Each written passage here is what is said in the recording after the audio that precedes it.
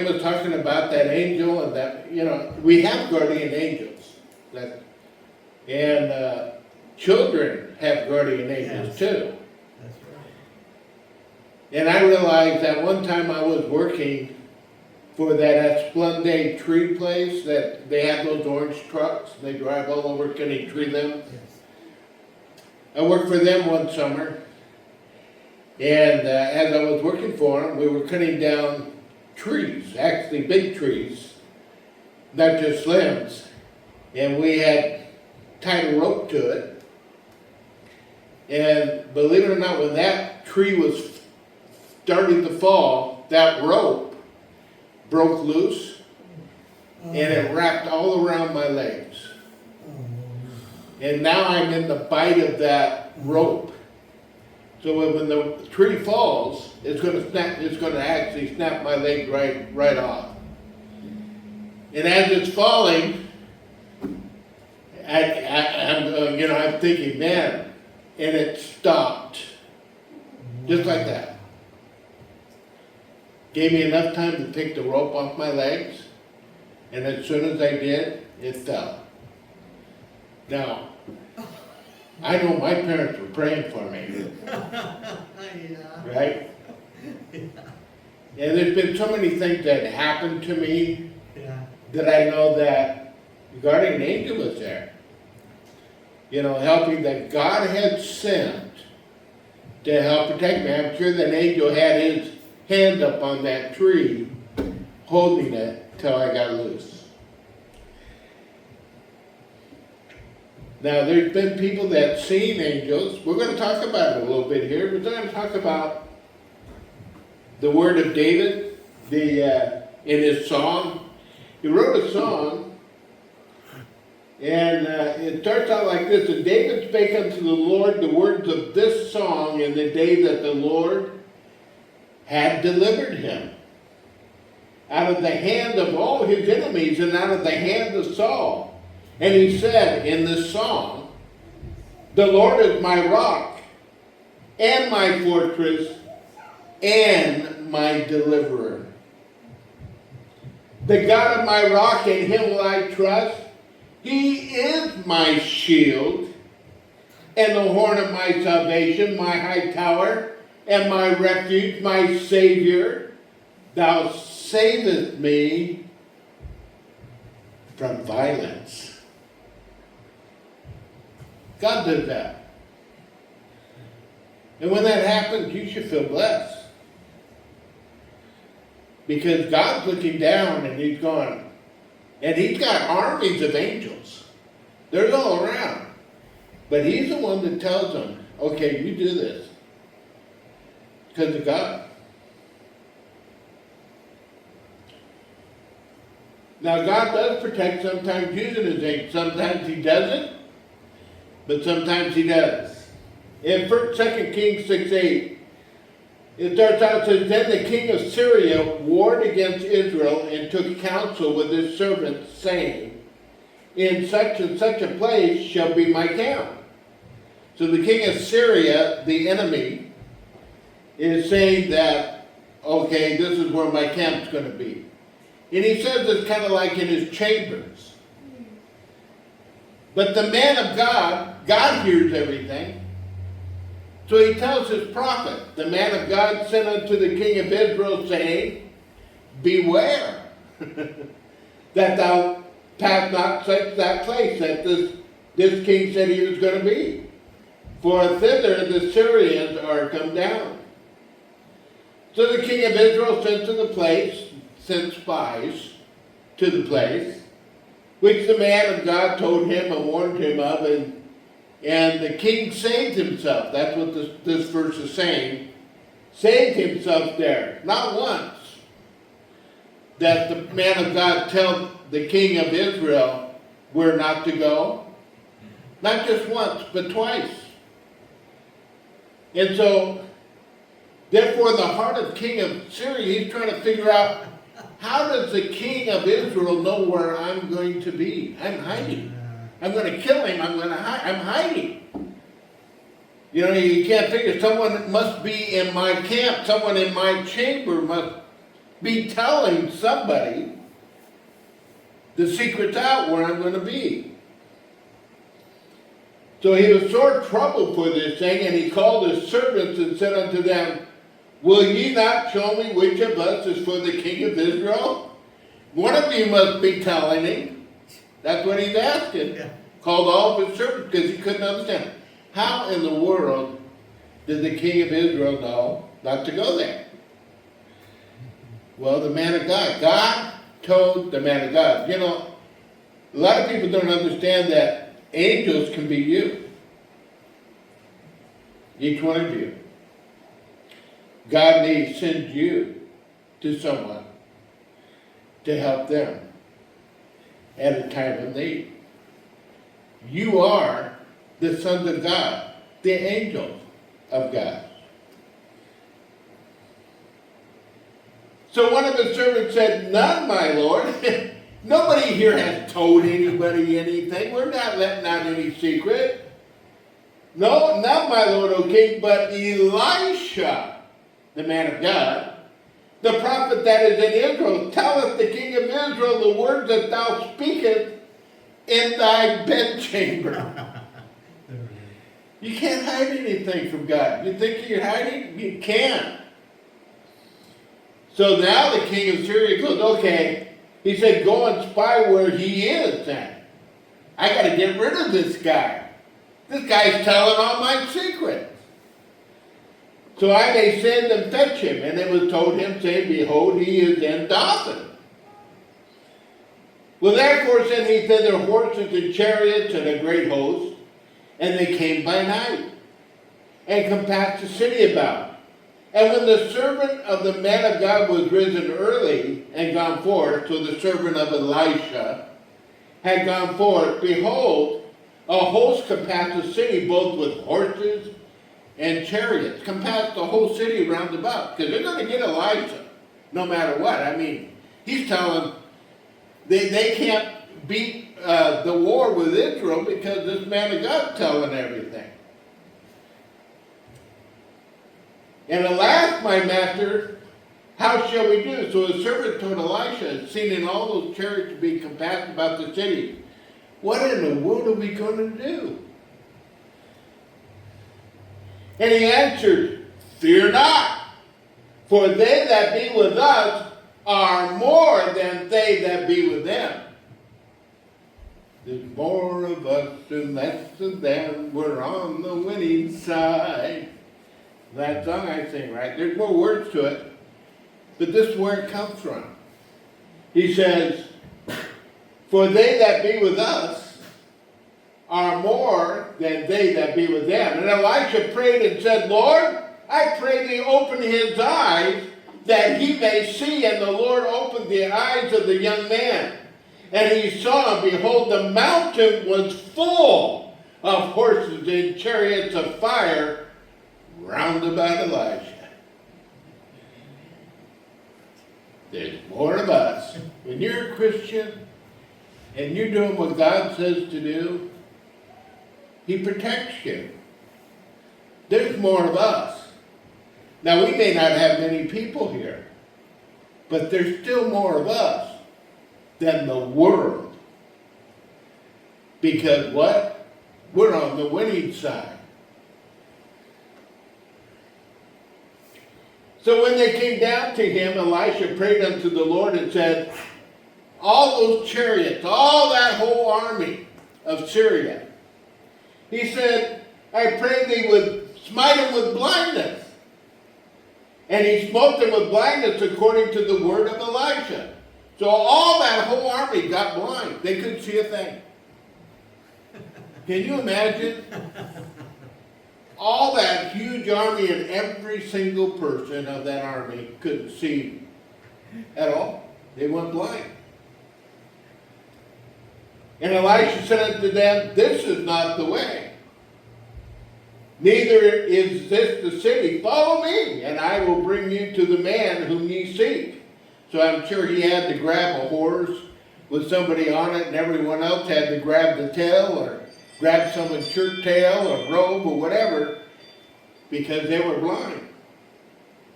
And so they were just following wherever Elisha led them. This is not the way, neither is this the city. Follow me, and I will bring you to the man whom ye seek. But he led them to Samaria.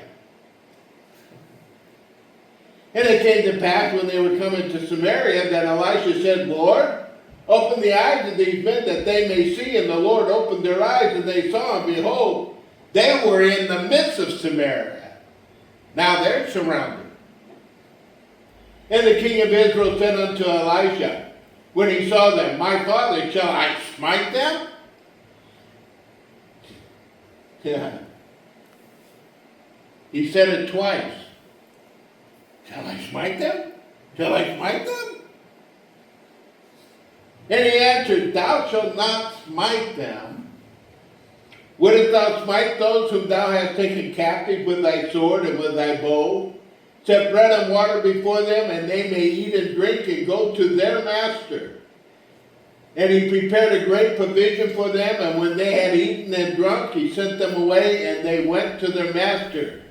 So the bands of Syria came no more into the land of Israel.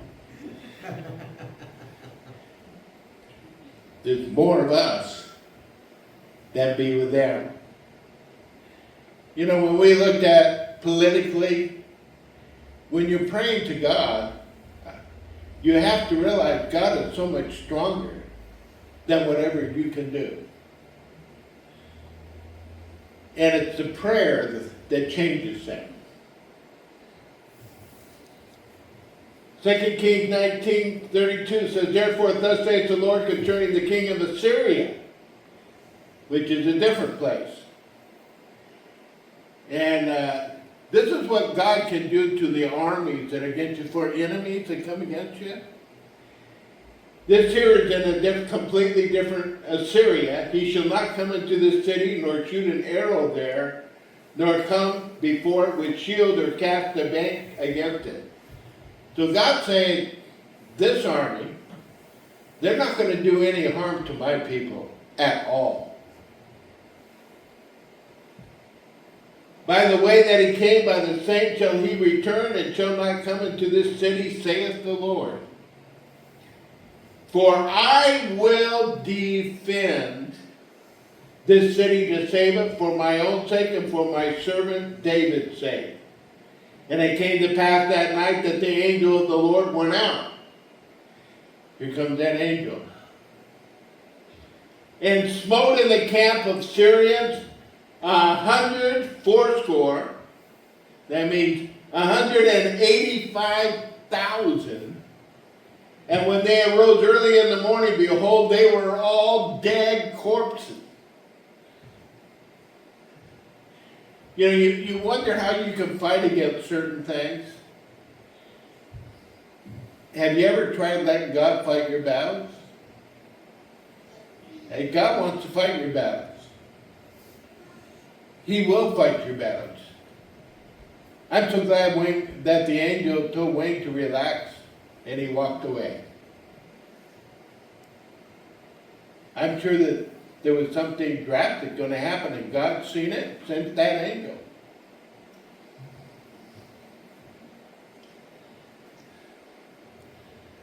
So Sennacherib, king of Assyria, departed and went and returned, and dwelt at Nineveh.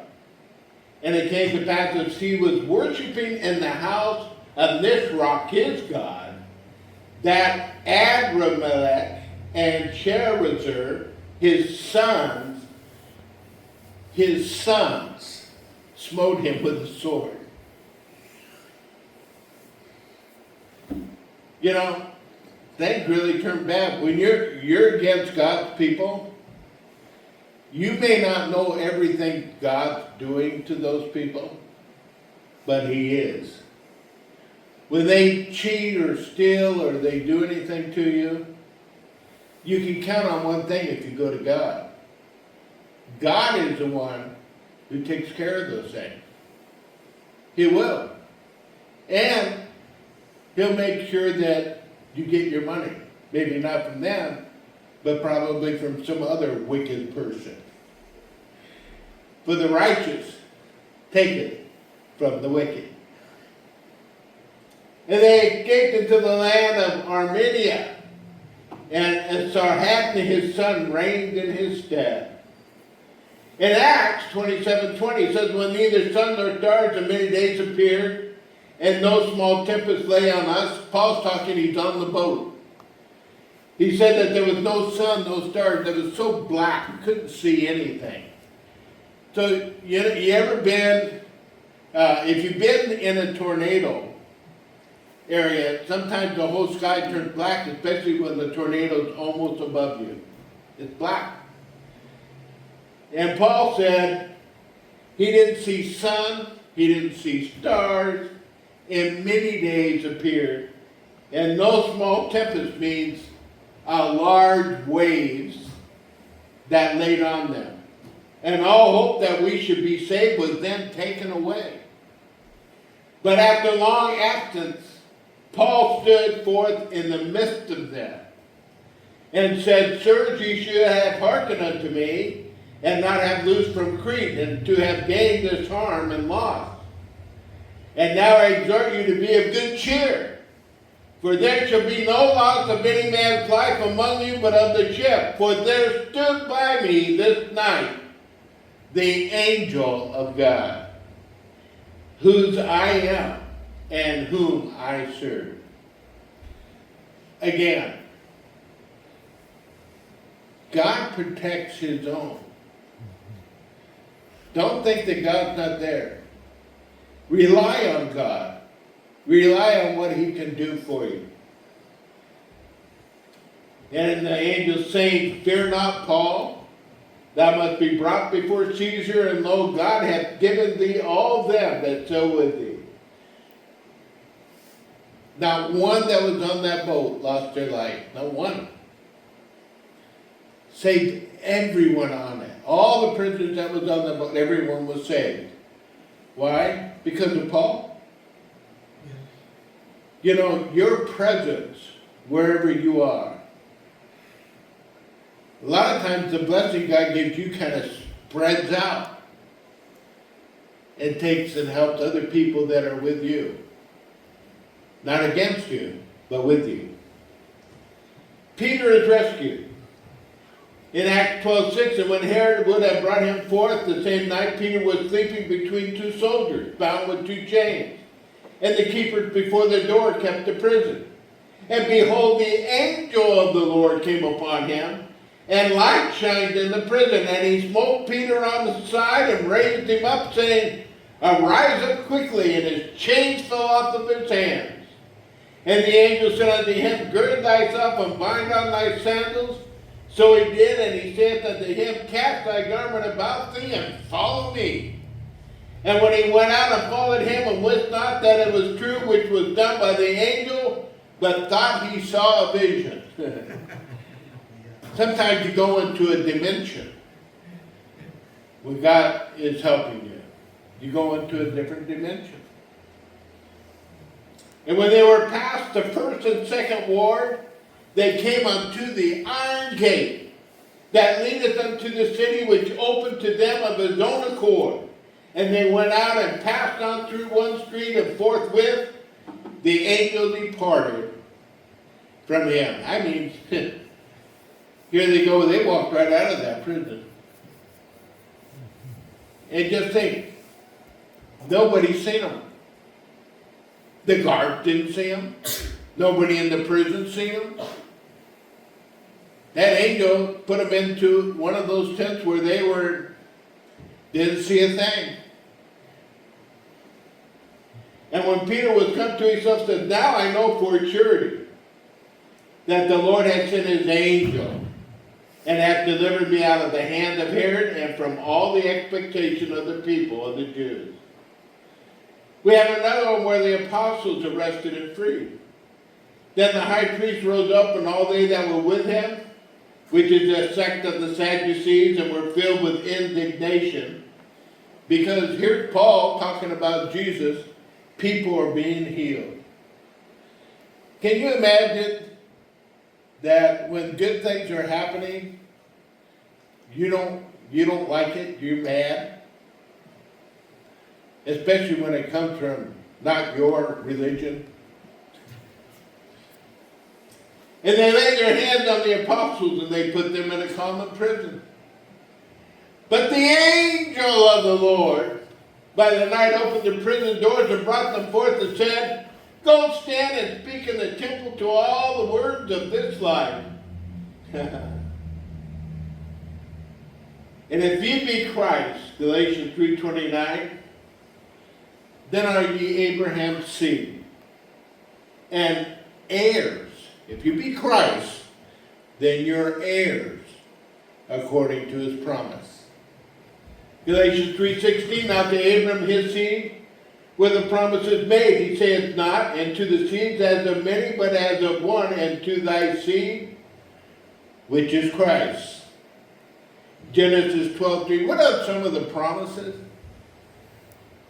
Say, if you be Christ, then you're heirs to Abraham's promise. I will bless them that bless thee.